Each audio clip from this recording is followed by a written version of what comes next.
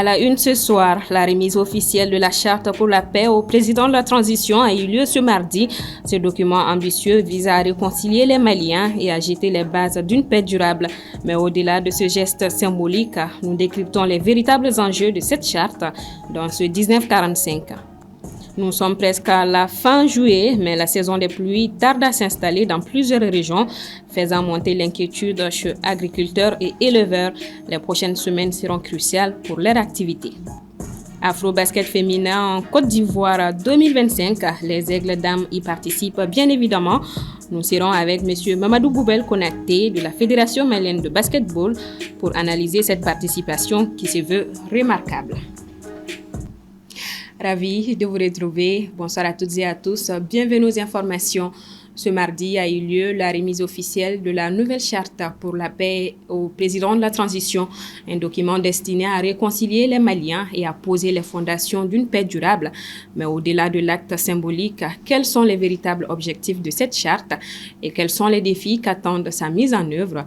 Djeneba Samake nous plonge au cœur de ce processus avec ceux qui l'ont forgé. L'ambition affichée de cette nouvelle charte était de s'assurer que toutes les voix, toutes les sensibilités du Mali soient entendues.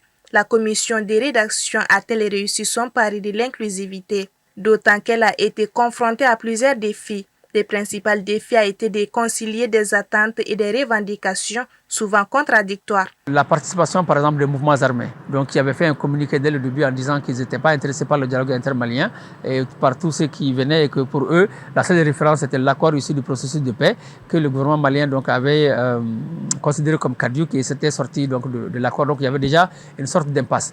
La deuxième difficulté, c'est qu'on n'a pas discuté directement avec Amadou Koufa ni Yadagali, qui sont aussi deux protagonistes de la crise malienne, donc notamment la crise sécuritaire. Mais qu'à cela ne tienne, les communautés au nom desquelles les armes ont été prises, à Gao, à Menaka, à Kidal, à Tessalit, à Gelhok, etc., ont été consultés dans les communes et on dit en fait les préoccupations, on fait des propositions, donc nous avons pris en compte. Donc ceux qui n'ont pas participé, c'est ceux qui en âme et en conscience ont décidé de ne pas participer, mais il n'y a pas une volonté des autorités de mettre quelqu'un sur le palier. Composé d'un préambule, 16 titres, 39 chapitres et 116 articles, la nouvelle charte s'articule autour de 5 piliers fondamentaux: la paix, la sécurité, la cohésion sociale, le vivre ensemble et la réconciliation nationale. Cette charte est appelée à devenir le socle commun des politiques publiques, des stratégies de paix et de réconciliation et de l'action collective pour l'avenir du Mali. Et cette charte-là, vraiment, parle de telle sorte que nous pouvons nous comprendre, nous pouvons nous tolérer et nous pouvons faire en sorte que le pays soit un pays paisible. Et comme vous le savez, c'est quand on est dans la paix qu'on peut effectivement construire, qu'on peut développer. La particularité de cette charte, c'est que la charte a été non seulement inclusive, parce que tous les Maliens ont participé, depuis la base jusqu'à nous, mais surtout qu'il n'y a pas eu d'intervenant extérieur à l'élaboration de cette charte.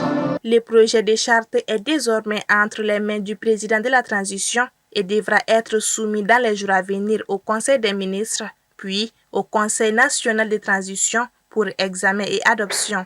Avant sa promulgation par les chefs de l'État, le texte est prometteur, mais sa véritable épreuve sera celle de sa mise en œuvre. Sur le plan sécuritaire, ce mardi 22 juillet, l'état-major général des armées a annoncé la saisie d'une importante quantité de matériel des groupes terroristes suite à des affrontements avec ces derniers à Tombouctou. Aminata Keïta. C'est un flash spécial assorti d'un communiqué qui ont annoncé la nouvelle.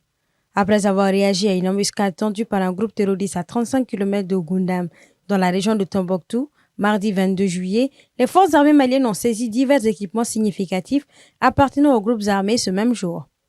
Aucune précision n'a été donnée par l'armée sur la localité ni le lieu de saisie de ces équipements. Par contre, sur certains matériels filmés et publiés par l'armée, on peut y reconnaître les initiales du FLA, le Front de libération de l'Azawad, la nouvelle entité créée par les groupes séparatistes issus du cadre stratégique permanent pour la défense du peuple de l'Azawad, CSP-DPA. Le dit matériel est composé comme suit: 20 canaux pneumatiques avec leur appareil de recharge, 4000 turbans, 3280 paires de rangers, 4000 tenues treilles, 100 tenues couleur kaki, 4040 macarons avec inscription du groupe terroriste, 1040 écussons avec l'inscription du groupe terroriste, 20 cartons de chandail. Cet exploit opérationnel confirme, si besoin en était, l'implication d'entités étrangères dans le soutien au groupe terroriste. Pour la saisie de ces matériels, ce sont les services de renseignement des pays de la Confédération des États du Sahel, appuyés par un autre pays que l'armée a qualifié de frères sans citer son nom, qui ont travaillé de connivence et en coordination entre les services. Selon l'armée, les matériels auraient été confectionnés dans un pays d'Asie puis expédiés dans un pays de la sous-région que l'armée n'a pas cité.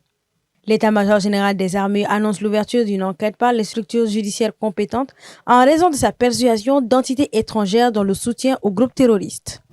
Sur un tout autre plan, alors que la saison des pluies tarde à s'installer dans plusieurs régions du pays, l'inquiétude grandit chez les agriculteurs et les éleveurs. Les prochaines semaines s'annoncent déterminantes pour l'avenir des cultures et du bétail. Ibrahim Babi est allé à la rencontre des acteurs concernés pour recueillir leurs attentes et leurs craintes. Au Mali, l'abondance des pluies pendant la saison des pluies varie considérablement d'une année à une autre. Elle est particulièrement dépendante de la position de la zone de convergence intertropicale. Lorsque cette zone ne progresse pas suffisamment vers le nord, les pluies se font considérablement rares en zone sahélienne. En juin 2025, les modèles et observations satellitaires ont enregistré des déficits pluviométriques significatifs allant jusqu'à 100 mm en moins par rapport à la normale dans les régions de Koulikoro, Sikasso, Ségou et Mopti. Pour rappeler sur un certain nombre de faits, il y a une phase d'accalmie que nous observons présentement en termes pluviométriques. Il se trouve que Bamako est dans une situation particulière que nous avons signalée dès l'entame de la saison. C'est une pause pluviométrique, donc c'est dû à cette accalmie-là et que les conditions météorologiques restent maigres sur Bamako et ses environs et à la matière. Donc pendant cette période-là, il va de soi qu'il y a un manque de pluie, même si il pleut, c'est des fines pluies, c'est des pluies de faible quantité, de façon générale. Voilà. Sur le plan climatique, l'année 2025 devrait rester globalement proche de la normale, avec des probabilités modérées d'un retour à des niveaux de pluie moyens ou supérieurs dans les régions du centre et du sud, entre août et octobre. Il y aura de l'abondance des pluies, oui, notamment le courant mois d'août, et on aura un mois d'août très humide, et c'est là que la saison va connaître aussi son pic, à partir du mi-août, et que déjà le cumul pluviométrique sera à la hauteur dans l'ensemble de nos régions, et vraiment les risques d'inondation seront très élevés durant la dite période.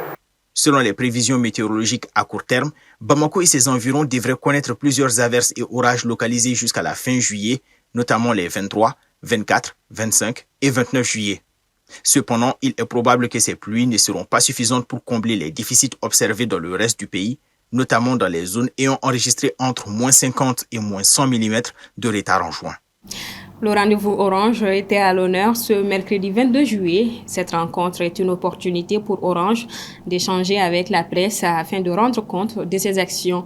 Azetoumani Koulibaly a assisté à la 3e édition, suivant son compte-rendu. Renforcer les liens, partager des expériences et échanger dans une atmosphère interactive autour d'un petit déjeuner, voilà en quoi consiste le rendez-vous Orange. Pour cette 3e édition, l'objectif était de valoriser la direction des entreprises et professionnels d'Orange Mali en mettant en lumière son rôle et ses domaines d'intervention. L'idée, c'est vraiment de vous expliquer qu'est-ce qu'on propose et qu'est-ce que nous apportons et qu'est-ce que nous pouvons apporter à nos clients, entreprises, professionnels et résidentiels de façon globale au Mali.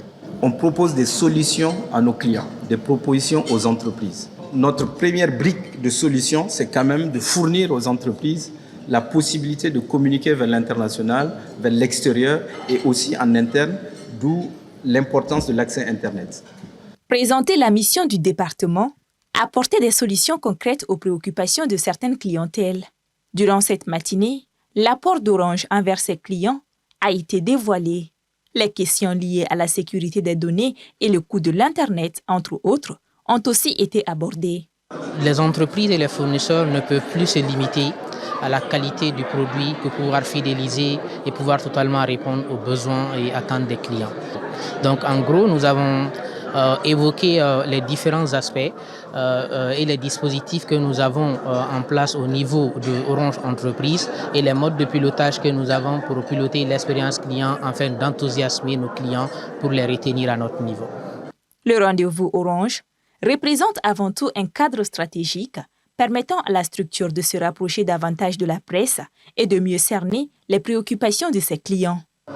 L'objectif de ces rendez-vous Orange avec la presse, comme son nom le dit, c'est de pouvoir venir à la rencontre de la presse, de présenter ce que Orange Mali offre aux populations maliennes, les produits et services dont ils peuvent bénéficier. C'est vraiment un cadre d'échange interactif, comme vous l'avez vu, convivial, où il y a des présentations, mais il y a aussi des questions et des réponses. Le prochain rendez-vous est prévu dans 3 mois. L'initiative s'inscrit dans une volonté affirmée de préserver les liens entre Orange Mali et les professionnels des médias.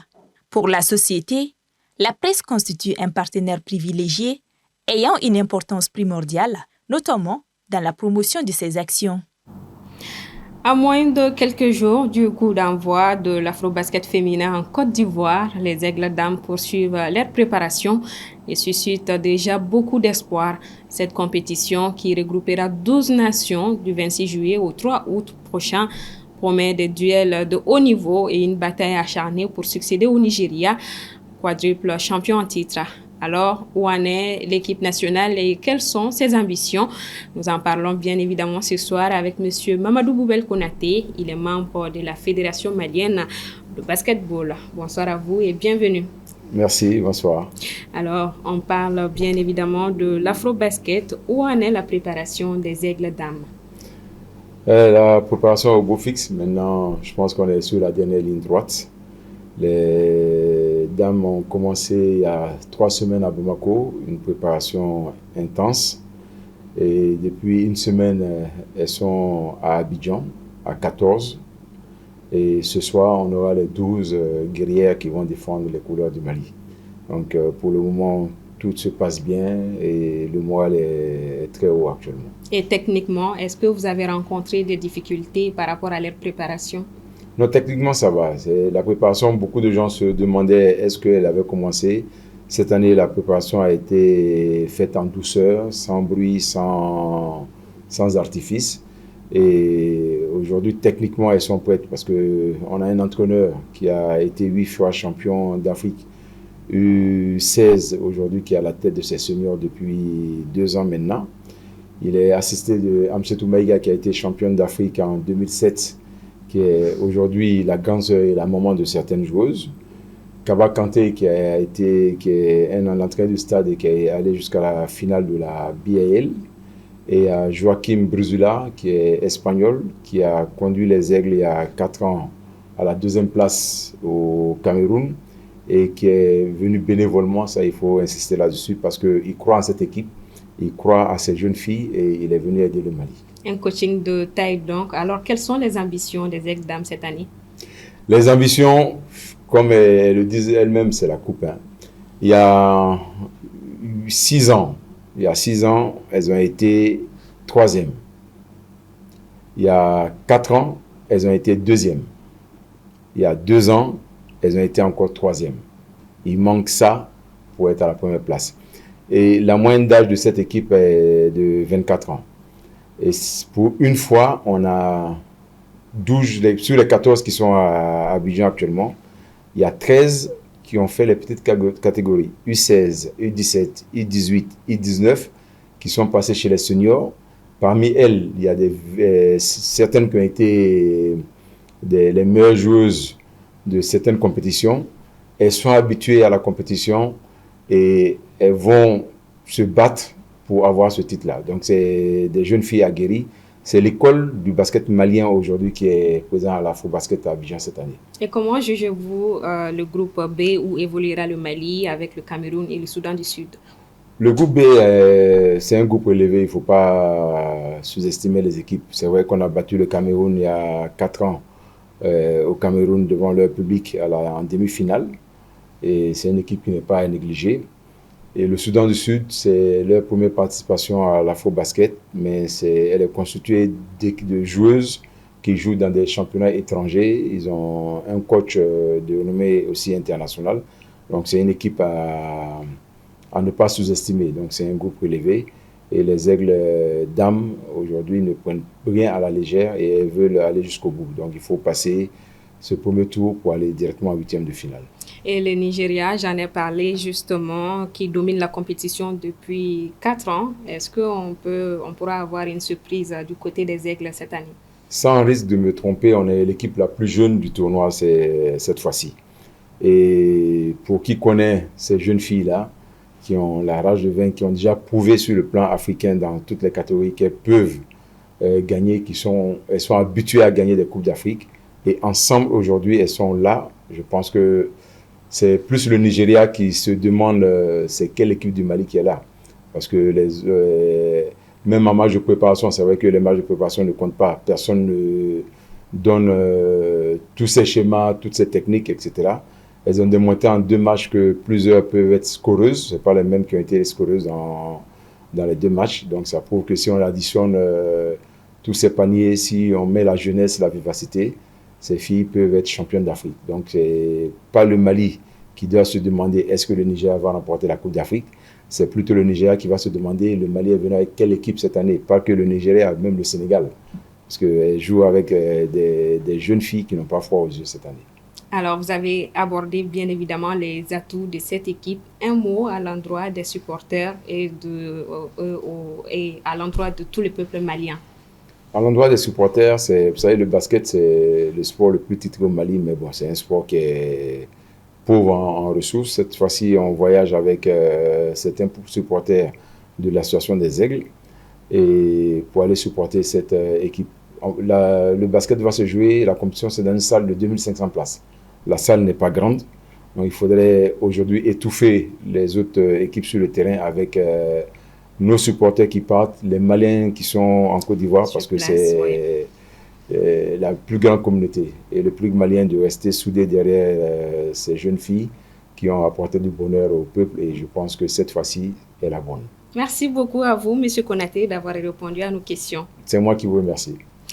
Alors, nous souhaitons bonne chance aux Aigles dames dans cette grande aventure continentale. Le rendez-vous est donc pris le 26 juillet pour suivre leur entrée en liste face au Cameroun. Et bien sûr, tout le pays sera derrière elles. Sport toujours, on change de discipline. Maroc-Nigeria sera l'affiche de l'épilogue de cette 13e Coupe d'Afrique des Nations féminines.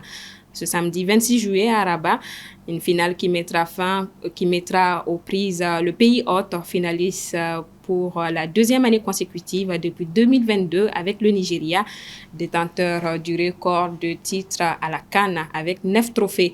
Le Nigeria a un historique qui plaide en sa faveur, illustré par sa triomphe contre l'Afrique du Sud, tenante du titre. Le Maroc a sa dynamique incontestable depuis 3 ans et son public qui lui donne des ailes. Mais avant cela, le match pour la 3e place opposera l'Afrique du Sud au Ghana vendredi à 19h GMT.